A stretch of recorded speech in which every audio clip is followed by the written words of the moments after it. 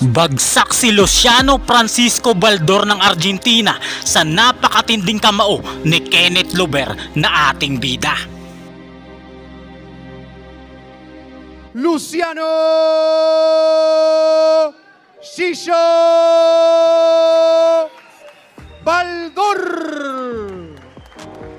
Here is the young and talented future star of Philippine boxing. Here is Kenneth the Lover Boy Lober.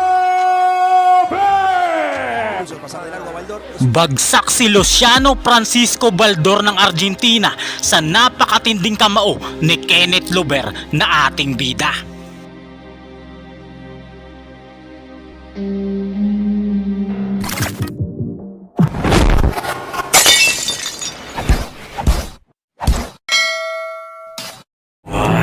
Napakatangkad nito na pambato ng Argentina at bata pa ni Marcos Maidana, isang former Olympia ng Argentina, taktikal na boksingero, pero round 1 lang talaga ito sa ating pambato dahil lahat ng Hapon na boksingero na nakalaban ni Lober ay first round lang sa kanyang kamao. Finish him.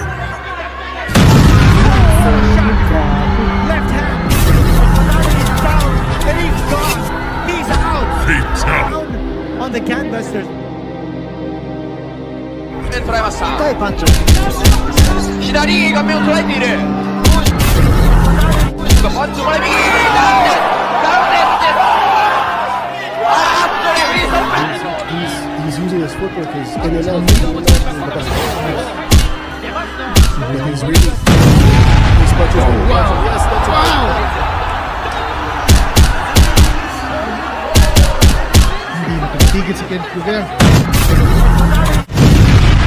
Isinilang na ang Pinoy nakakawawa at magpapabagsak kay Naoya Inoue. May isang batang Pinoy na boksingero ngayon ang undefeated at napakalakas ng kamao. Sa katunayan, lahat ng Hapon na nakalaban nito ay sobrang kinawawa at first round lang ang itinagal sa ating pambato. Ito na yung Pinoy na boksingero nakakawawa kay Naoya Inoue pag sila ay naglaban. Sa katunayan, harap-harapan niyang hinamon si Junto Nakatani na iniiwasan ni Casimero dahil sobrang lakas nito.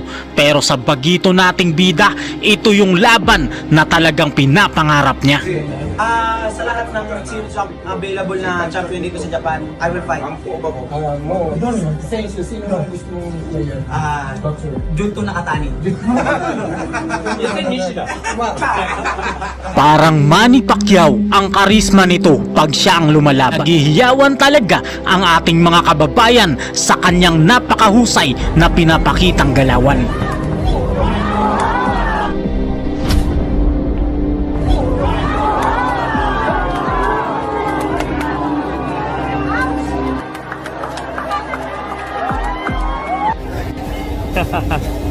Another right hand, a left hand, another left straight, another left straight. Oh shoot! Oh my goodness! It's oh! Kenneth Lober ay ang pinagmamalaking batang boksingero ng General Trias, lalawigan ng Cavite. Bata pa lamang ay hawak na siya ng isa sa mga legend ng boxing sa Pilipinas na si Jerry Peñalosa. Sinanay siya ng gusto ng Peñalosa Boxing Gym para maging halimaw na boksingero, para balang araw ay susunod na legend na boksingerong Pilipino. Ang una niyang binangga ay ang superstar ng Mindanao, isang undefeated na Pinoy na boksingero na si James Pagaling, pero ospital ang inabot nito at hanggang ngayon ay nagpapagaling pa rin dahil sa lakas ng kamao ng ating pambato. Araw ng Sabado, July 29 taong 2023 sa Eco Oil Center, San Juan City, Manila, naganap ang isa sa pinakamalaking boxing event sa kasaysayan ng Pilipinas. Lalaban si Kenneth Lober para sa Philippines Games and Amusement Bantamweight Title Championship ng Pilipinas. Pilipinas. Makakalaban niya rito si James Pagaling ng Claveria, Misamis Oriental, Mindanao. Undefeated ang boksingerong ito at may 8 panalo, 5 sa pamamagitan ng KO at walang talo. Kaya heavy underdog ang ating pambato. Wala daw pag-asang manalo si Kenneth Lover ayon sa mga boxing analyst at ito ang kanilang malinaw na pananaw. Pero magugulat ang lahat dahil 4 na round lang ang itatagal ng boksingero na nagmula sa Mindanao. Round number 1, bigayan agad ang dalawang boksingero. Mga powerful agad na suntok ang pinakawala ng mga ito, pero lumamang agad dito sa lakas ang ating pambato. Knockouts, si Pagaling po 2019. Oh, active performer just like Pagaling. High. Kenneth Lover. Oho, ito na. Umatake na agad si Lover. A lot of punishment. Knockout. Oho. Left hand.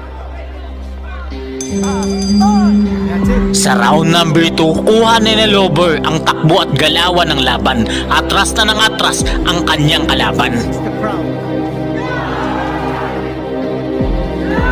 You see the contrasting styles of Lover, but he fights out of that right jab. He's found the distance in Galawan. Now he's putting the pressure on Lover.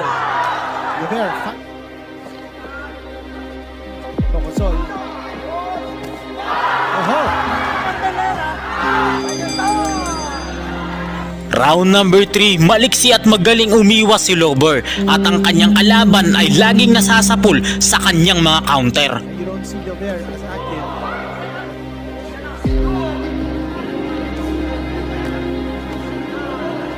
Gotta be more aggressive. Then he'll counter. That's the end of Sa round number 4, dito natatapusin ng ating pambato ang paghihirap ng kalaban nito. Isang one-punch brutal knockout ang sinapit nito mula sa ating boksingero. Oh! Robbie! Oh, what a shot! Left hand! Watch here, the opening will come up. Yun! Just with the right hand, there, abandoned his right jab. From different angle, we saw it. Dahil sa sobrang husay at lakas ng kamao ng ating kababayan ay nakomatos, dinala sa ospital na wala ng malay ang kanyang kalaban. Dahil sa mga impresibo at sunod-sunod na panalo ng ating pambato ay nabigyan agad siya ng pagkakataon na lumaban para sa WBO Asia Pacific Youth Bantamweight title. So pagkatapos ng mga tagumpay ni Kenneth Lover, na natiling undefeated ang kanyang kartada, kaya pinalaban na siya sa mga matitibay na Hapon na boksingero. Pero ang mga Hapon na ito ay first round lang po ang itinagal sa ating pambato. Ang unang Hapon na kanyang nakalaban ay si Tulio de Canarudo. Best friend ni Naoya Inoue ang Hapon na ito at palagi pa niyang kasparing. Pero first round lang talaga ang inabot nito sa ating pambato. Araw ng Linggo, December 15 taong 2024 sa Shimiyoshi Sports Center, Osaka, Japan ay dumayo ang ating kababayan. Makakalaban niya rito si Tulio de Canarudo, ang bata ni Inoue, para sa Oriental and Pacific Boxing Federation Bantamweight Interim Championship. Bagamat bata ni Naoya Inoue ang makakalaban ni kabayan, magugulat naman ang buong bansang Japan dahil round number 1 lang ang itatagal ng Hapon na kalaban. And ladies and gentlemen, Kenneth Lover in the red corner, his round number 1. Lover now takes center of the ring, something with jabs. Good straight to the face of Tulio. Definitely got his attention. Good opening sequence to para kay Lover, setting up the momentum. Magandang combinations para rin hindi makaset up yung kalaban niya from Japan.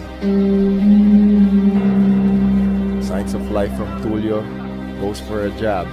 Another jab from Lover.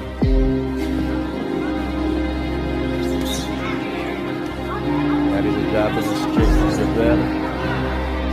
Good setup with the hook. Papasok. And down goes Tulio in the very first round, ladies and gentlemen.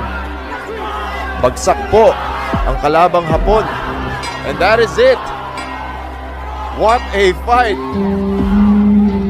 Napakagandang performance po ni Kenneth Llover. Ang sunod niyang nakalaban ay si Kita Kurihara, isang matinik na Hapon na boksingero. Ilang Pinoy na rin ang pinabagsak nito. Pero kahit gaano siya kagaling at kalakas, first round lang din siya sa ating boksingero. Ang level na fighter ang Japanese na ito mga brad. Mas mahaba ang tahid nito at malakas ang punching power. Bagamat meron ditong kartado na 19 wins at 8 losses, 16 sa mga tinalo nito ay nakuha sa pamamagitan ng brutal knockout. Kabilang dito ang dalawa nating kababayan na si Froilan Saludar at Renan Porte. Sa dalawang to ngayon. Parang sino na lang yung unang bibigay. Kurihara has Froilan against the corner. Saludar goes down. Round number 1, halatang hindi nagbibiro ang Hapones na kalaban. Seryosong seryoso siya na papabagsakin ang ating kababayan. Pero walang kaba ang ating pambato. Kamao niya ang magpapasya ng sasapitin ng Hapones na boksingero. Kenneth Llover starting strong. Bad intentions from Llover. He knows Japanese opponents coming last fight niya sa Japan din. So he's really out to impress. Both, moving forward, sabay.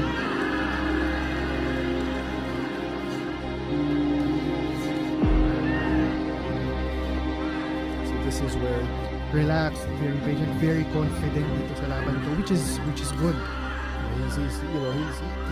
he's using his footwork, is in and out, yung labas-pasok niya. But he's really throwing his punches with wow. intention. Yes, that's a Wow. good left. Is it? Matinding pagbagsak ang natamo ng Hapones na boksingero. Halatang napuruhan ito ng ating pambato. Could this be a preview of good things to come for Kenneth Llover?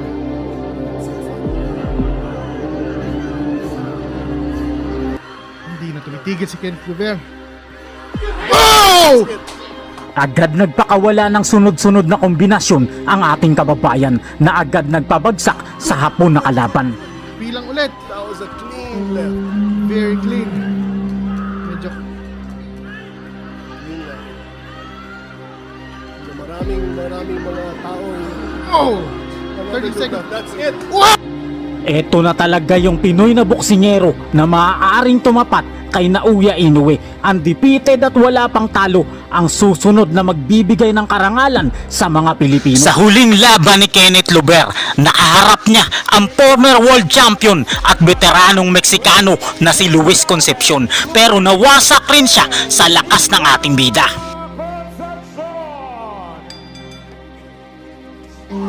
Big right hand. Cracking shot. So he's down. He's been down once. We'll try again. Watch him shot missing, but look at him go. Llover is going for it. Llover swinging, throwing everything. And there's the knockout.